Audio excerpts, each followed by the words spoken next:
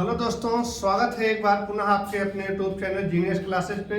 जैसा कि आप देख सकते हैं इधर लिखा गया आपका भाग 5 यानी संविधान के भाग 5 से मौखिक प्रश्नोत्तरी चल रही है, जिसमें हमने आज अमन को बुलाया है। इनसे पूछेंगे भाग 5 में संसद तक जहां तक हमने पढ़ा दिया है कहां तक इनको तैयार है। तो सबसे पहले आप ये बताइएगा भाग 5 का वर्णन कहां से कहां तक किया गया है। अनुच्छेद 52 से लेकर 151 तक। अनुच्छेद 52 से लेकर 151 तक किया गया है।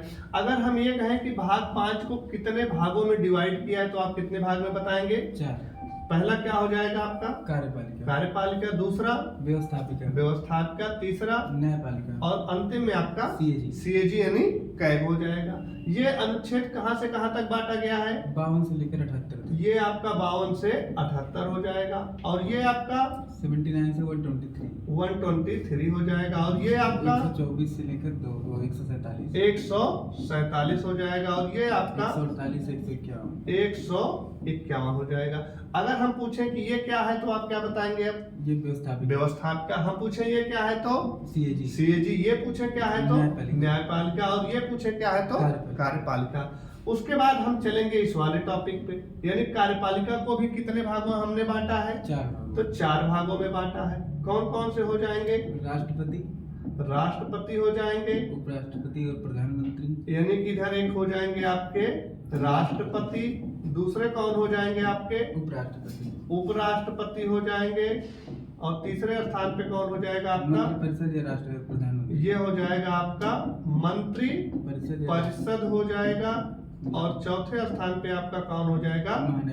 महान्यायवादी हो जाएंगे। इनके सब के बारे में आप पढ़ लिए हैं। अगर इनका आर्टिकल बांटा जाए तो कहां से कहां तक हो जाएगा? राष्ट्रपति 52 से लेकर 62 तक। 52 से लेकर 62 तक। उपराष्ट्रपति 63 से लेकर 73 तक। मंत्रिपरिषद 74 और 75। और महान्यायवादी 76 तक हो जाएंगे। तो इस तरह से इन्होंने इनका बंटवारा कर लिया है। अब सबसे पहले आपका टॉपिक है राष्ट्रपति। आप सबसे पहले बताइएगा कि राष्ट्रपति का पद किस आर्टिकल में दिया गया है? अनुच्छेद 52। 53 में क्या दिया गया है? उनकी कार्य एवं शक्तियां। 54 में क्या दिया गया है? निर्वाचन। 55 में क्या दिया गया है? चुनाव की प्रणाली है, कोटा दिया गया। 56 में क्या दिया गया है? कार्यकाल। 57 में क्या दिया गया है? दोबारा निर्वाचन। और 58 में क्या दिया गया है? योग्यताएं। 59 में क्या दिया गया है? दशा एवं शर्तें नहीं शपथ। 60 में शपथ हो जाएगा। और 61 में क्या हो जाएगा आपका? महाभियोग। और 62 में आकस्मिक रिक्त पद हो जाएगा। अब अगर ये बात करें कि राष्ट्रपति के निर्वाचक मंडल क्या होता है, यानी कौन कौन से भाग लेते हैं लोग, तो कौन कौन सा निर्वाचक मंडल हो जाएगा राष्ट्रपति का? लोकसभा, राज्यसभा और सभी राज्यों विधानसभा के विधानसभा के निर्वाचित सदस्य भाग लेते हैं। चलिए ये बात हो गई। अगर ये बात की जाए कि राष्ट्रपति का कार्यकाल कितना होता है, कितना बताएंगे? 5 वर्ष।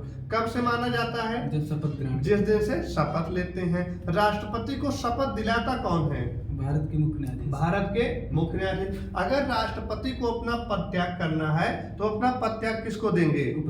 उपराष्ट्रपति को देंगे। आई बात समझ में? अगर राष्ट्रपति पर महाभियोग लगाना है तो कहां से ये प्रक्रिया प्रारंभ की जा सकती है?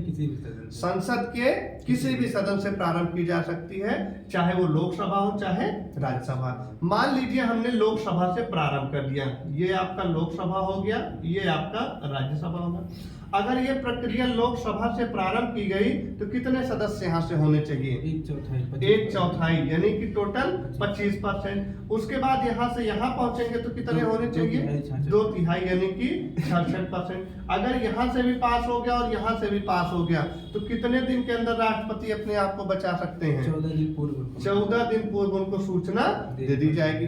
अगर ये प्रक्रिया पूरी हो गई, राष्ट्रपति पर महाभियोग लग गया तो राष्ट्रपति अपने पद से हट सकते हैं, अपनी साइन करके वो हट जाएंगे।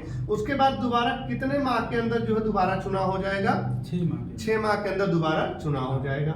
अच्छा, जो नया राष्ट्रपति का चुनाव होगा या नया राष्ट्रपति बनकर आएगा वो बचा हुआ कार्यकाल निभाएगा या पूरे 5 वर्ष के लिए चुना जाएगा? वो पूरे 5 वर्ष के लिए चुना जाएगा। अगर ये बात करें कि भारत के प्रथम राष्ट्रपति कौन थे, तो डॉक्टर राजेंद्र प्रसाद। अगर हम ये बात करें कि आपको एक ट्रिक बताई गई थी कि अब तक जितने भी राष्ट्रपति हुए थे उनका क्रम, तो क्या आपको ट्रिक याद है? राजू की राधा जाकर गिरी फखरुद्दीन रेड्डी की जेल में, तब रमन शंकर नारायण की कलम से प्रतिभा निकली। इसके बाद इधर जो आपके 3 हुए थे ये हो जाएंगे। अगर ये पूछा जाए सर्वाधिक लंबा कार्यकाल किसका रहा, तो डॉक्टर राजेंद्र। कितने साल तक? लगभग 12 साल। लगभग नहीं, पूरे 12 साल तक ये काम किए हैं। अब आपसे ये पूछा जा सकता है कि राष्ट्रपति का कार्यकाल तो 5 वर्ष का होता है, तो ये 12 वर्ष कैसे रह गई? बात होती है कि नहीं? संविधान सभा द्वारा, क्योंकि सबसे पहले इनको चुना गया था, निर्वाचन नहीं हुआ था। समझ रहे हैं कि नहीं? तो 2 साल इनका वैसे हो गया, बाकी 5 5 10 2 साल ऐसे।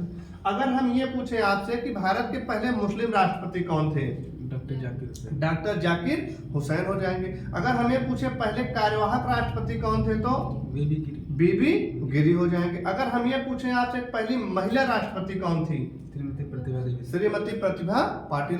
अगर हम कहें पहली आदिवासी महिला कौन थी, तो द्रौपदी मुर्मू, जो वर्तमान में भी आपके राष्ट्रपति हैं। तो इस तरह से राष्ट्रपति वाला टॉपिक आपका हम जा मानते हैं कि आपने कवर कर लिया है। एक चीज और बताइएगा, शर्तें।